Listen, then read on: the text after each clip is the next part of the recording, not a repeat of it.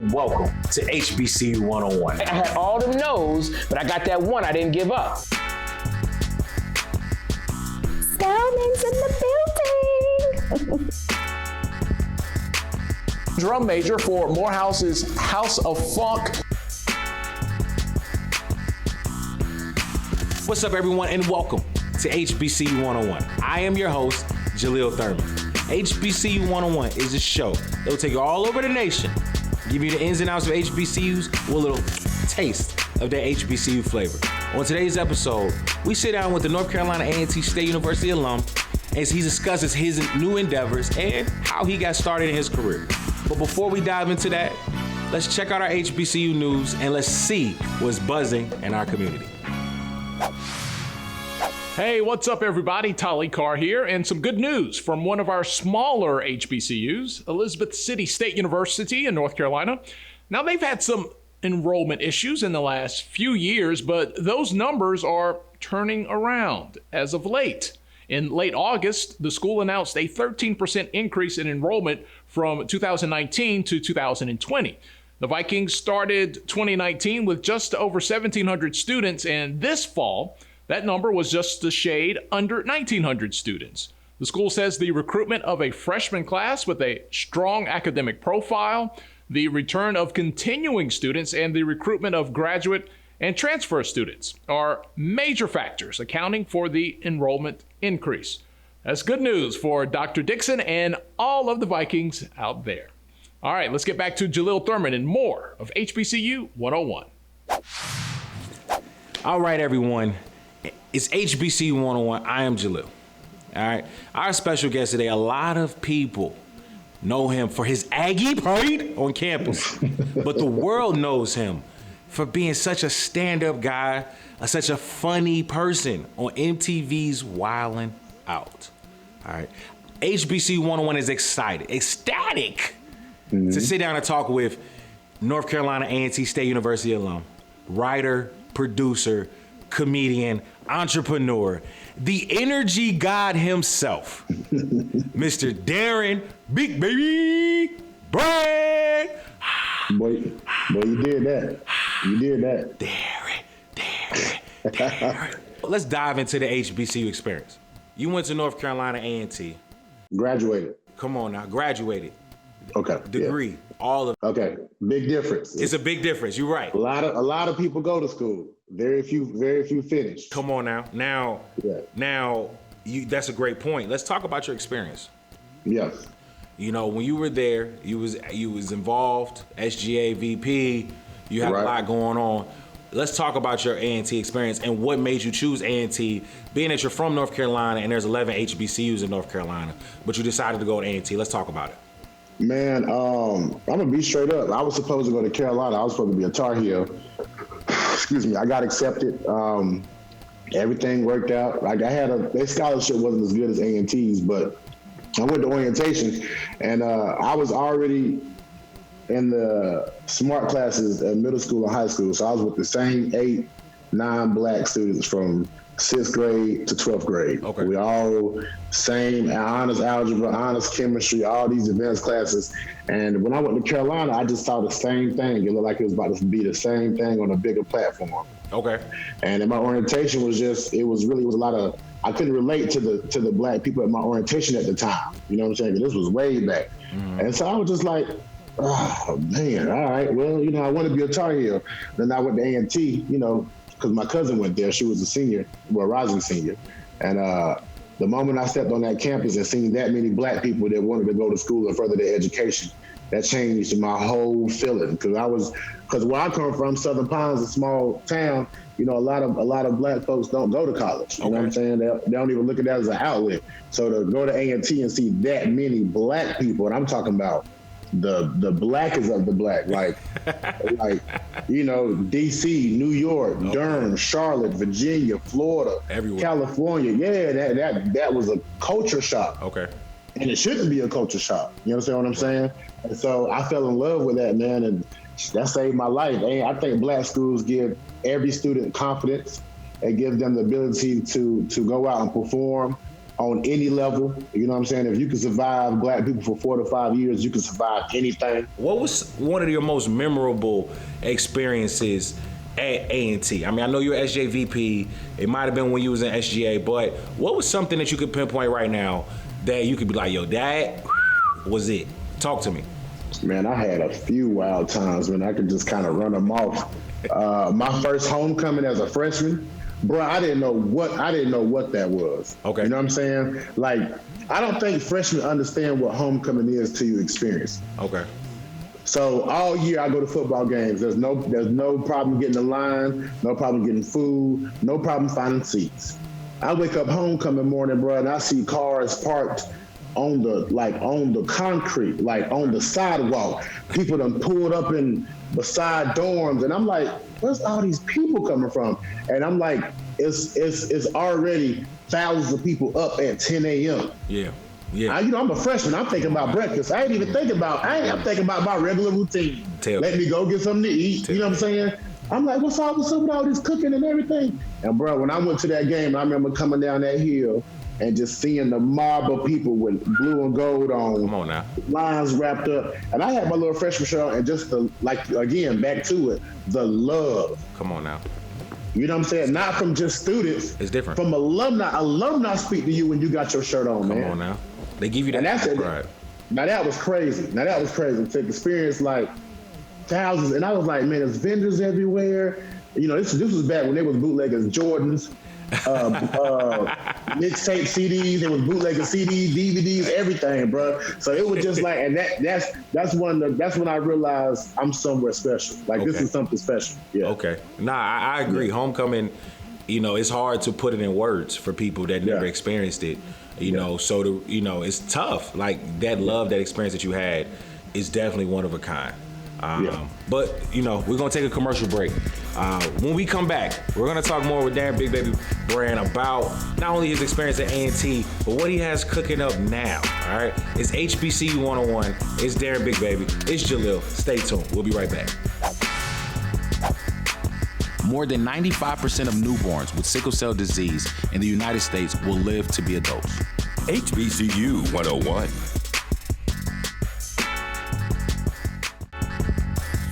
Welcome back to HBCU 101.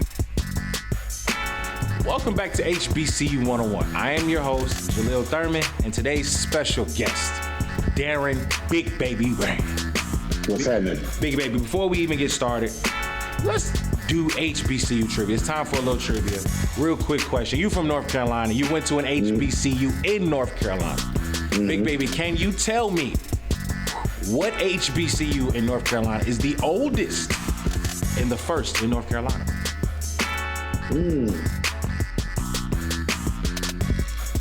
Is it Shaw? It is Shaw. It is Shaw. I thought so. Come on now. It is Shaw. I see you know a little bit about, a little bit of this, a little bit of that. Okay. Yeah. Okay. I mean, my school came from Shaw, so I can't do nothing but tip my hat and give respect for Shaw University. And plus, the president of Shaw University also founded Central, so that's two schools that came from one. Definitely. Yeah. All right, Darren. Let's dive right back into it. HBCU experience, North Carolina A&T. Your career kind of got started while you were at A&T. You know, the Freestyle Funny Club, Comedy Club was there. Talk to me about it and how that really got you started and how that propelled where you are today. Freestyle Funny Comedy Show, FFCS, was our hashtag we used to do. Me, Chico Bean, Osama Bin Drinking, and B-Dot. It actually started after college. We was about 25 when it started.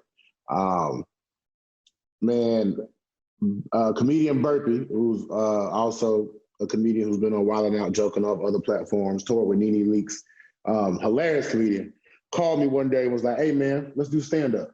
And I was like, all right, I'm funny, let's try it out. And we promoted this open mic like it was our stand-up special. It was packed out. A&T pulled up. We only had 4 minutes on stage, and me and Burt performed. In crowd was B-Dot and Chico, and then we all linked up. And then Burt was in the group for like the first 2 years, and after that, he broke off his own thing. But man, we was the first comedy group to do stand-up and improv, I believe, and the format that we did, where each comedian did a set, and we had games and improv games in between each comedian. And I really wish we could come back together and get it back where we need to, because I think that was one of the dopest shows ever put together in the history of comedy. Okay. Now, with that, I mean, you named a lot of notable people. I mean, Chico Bean, Burpee, B-Dot. I mean, those are people that have been able to have successes in their career. Do you feel as though the Freestyle Funny Comedy Show was what transpired and helped your career really take off? Was that when you really seen that you can do this thing, this comedy thing? Like talk to me about, I guess, the moment when you were on stage and you said, I can do this. Freestyle Funny gave me that confidence. Doing stand-up is it's a scary, scary, scary thing to do. You have to be vulnerable. You're putting yourself there on stage to let people know, hey, I want you to pay your money and let me make you laugh. Let me heal you. That's a lot of pressure. And one thing I can say, going on the road and going through these ups and downs with legit brothers, friends, Black men, HBCU graduates, fathers, uncles. I mean, it made our material better. It made our confidence better, our camaraderie better. We was an unstoppable force. Yeah. Unstoppable. So it made it, Chico's who he is today because of Freestyle Fun. Yeah. I am who I am. Me and Osama been drinking with our last few hits and Wake and Bake what we got going on. Like, that group transpired everything you see now. Okay. You know what I'm saying? Chico with the 85, as big as that is, that's Freestyle Fun. That confidence came from there. I got you. Me and what I do with HBCU tours and all the Basic the Bougie, Animal Style, all that comes from Freestyle Fun. Osama been drinking. He had a movie clip in Amazon Prime on Amazon. That come from Freestyle Fun. That confidence that you built. And honestly, I think that resonates or transpires even from just being from an HBCU. I'm gonna be honest with you. An HBCU crowd is different. Yeah. They might be up there with Showtime at the Apollo. Because they will boo you. They different if you scary. Yeah. Yeah. But if you're a beast. Hey, but you have to have that confidence. You have to, because if they smell blood, any weakness in you, and them boos is coming from the back. So come on now. They gonna echo as loud as they get to the front. They're gonna start off like boo. Yeah, are you? So give me an experience that is memorable for you with being on the stage back then. I mean, you're on different stages now, making so many different people laugh. But what was one that really gave you that confidence boost that said, I can do this for real, for real? Delaware State University. Okay. It might have been 2016 or 2015. Okay. We drove up. It was in the gym. It was welcome week. It was 2,500 students in the gym. It was packed out. It was our first big crowd school. Okay. Chico opened. They was like, oh God, if Chico going first, what's about to happen? You know what I'm saying? We played games with the kids. They came on stage. It was bananas. They rushed the stage. Okay. Osama been drinking, went after Chico. Osama been drinking is a beast. Okay. You know what I'm saying? A beast. And then Dot hosted it. He kept the energy going, and I closed it. I brought that thing home. Home run. Come on now. And I will never, ever forget Delaware State University. Okay. Never. Okay. Never. That was one of, we felt, I felt like a superstar. And this was before Wildin' Out. This is before I had any type of TV or anything, or content, fame, anything. This is like, when I got Delaware State. Hey, I know you're getting goosebumps right now thinking about it. Yeah. Because those are the times that when you in the mud, you trying to get out, that sound like one of those days where you had one foot out the mud, like, okay, I'm here. And that's beautiful, but it started at HBCU. Yes, it did. And that's what's so unique about your career and your success and your accomplishments, all right? Mm-hmm. But we're going to take another commercial break, and we'll be back. Listen, when we come back from the break, we're going to talk more with Darren about what he has going on now, today. his new adventures, his new entrepreneur goals, his accomplishments. All right, it's Jalil, it's Darren, it's HBCU 101. Stay tuned. We'll be right back. HBCU 101.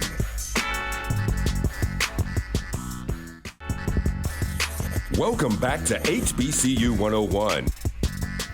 Welcome back to HBCU 101. I am your host, Jalil Thurman, and I have North Carolina A&T alum, Darren Big Baby Brand, with me today.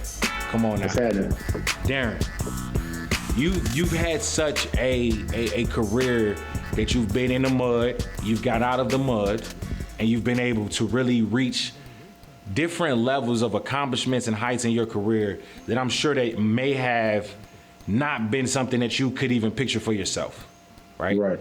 Let's talk about your career. What do you have going on? I mean, you went from the behind the scenes to in front of the camera on these stages at MTV Wild 'N Out. Right. Talk to me. Right now, man, because everything's in limbo, it's a whole lot of digital content. I'm now a member of All Def Cannabis, part of the All Def digital family. Will Farrell, our producer, man, shouts out to Sid. He's also an Aggie alum.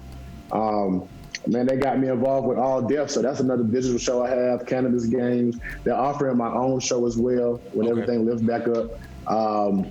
I'm shooting. I had a digital show called Fit Baby where they did a 10-minute workout online live through MTV's YouTube. So I just been happy to land a lot of digital shows. One thing I am dabbling in the cannabis industry. I have my own strain of marijuana, Big Baby Bud, which is available in Las Vegas. Just had a meeting to having it bring to California, and hopefully it'll be in Oklahoma soon. So it's growing, but I'm doing everything legal the right way. So when it is 100% legal, I can be one of the first Black-owned dispensary owners, and I can hire all the felons who've ever had marijuana charges for just trying to provide for their family. What made you really want to get into the cannabis industry? Man, for me, as much as I indulge, I didn't want to be one of the people who indulge as much of cannabis as I do and not find a way to make money from it. Gotcha. It just didn't make sense. You know what I'm saying? Because it's been frowned upon for so long, and people need to understand, like, just look at it. The NBA and the NFL both lifted up their marijuana marijuana fines because one, you got players who make millions of dollars who would rather smoke a plant versus take a pill. Right. That speaks volumes. Come on now. You know what I'm saying? And then when you have these national leagues legalizing it, we're not legalizing it, but saying, hey, we're not going to punish you anymore. States and other people in other forms have no choice but to follow. And it's not even about being high. It's about dealing with anxiety. It's about helping people who have, trouble sleeping. With me, the more I'm on TV, the more I'm out, the more anxiety I get when I'm out in public. So I can't enjoy myself as much because one, I have a target on my back. Right. You know what I'm saying? Like, that's the dude from Wild 'N Out. You know what I'm saying? You never know. Right. So weed helps me keep that anxiety down. Like, just, you good. You good. Big Baby, real quick. It's time for I Got 5 on it. I Got 5 on it is that I'm going to ask you a this or that question, and you choose who or what you have 5 on. All right? So we're going to take it to Alabama right quick. We're going to talk homecomings. You got who do you have 5 on? Tuskegee or Alabama State? Not Alabama A&M, Alabama State. Correct. Okay. I don't think I've been to Alabama State, but I have been to Tuskegee. And they get crazy. Let me tell you something about Tuskegee, bro. They had booked me, Desi, and Tyler. We had a comedy show out there for homecoming last year. Tuskegee, it was so packed, the students stood in front of the stage for 2 hours the whole show. Oh, wow. Love. And one more. Whose crowd, if you had to go back to another HBCU, whose crowd do you have 5 on that's going to show you crazy love? Who do you got?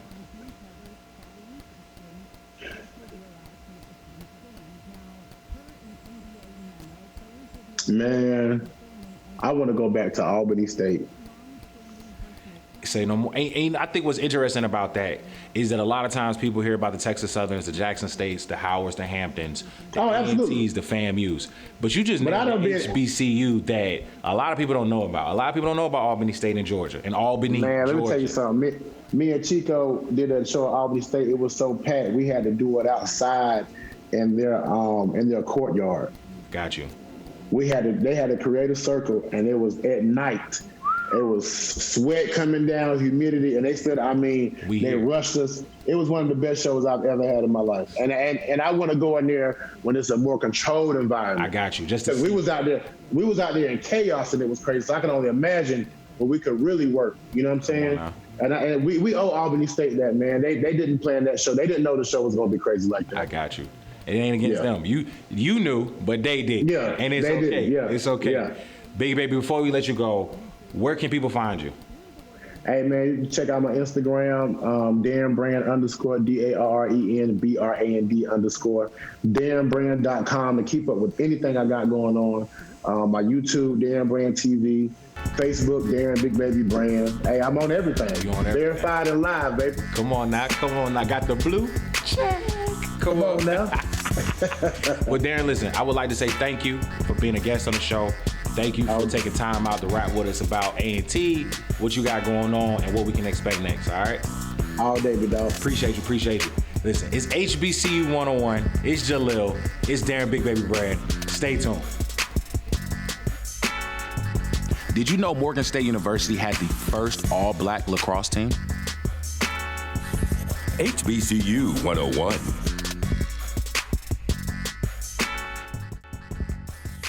Welcome back to HBCU 101.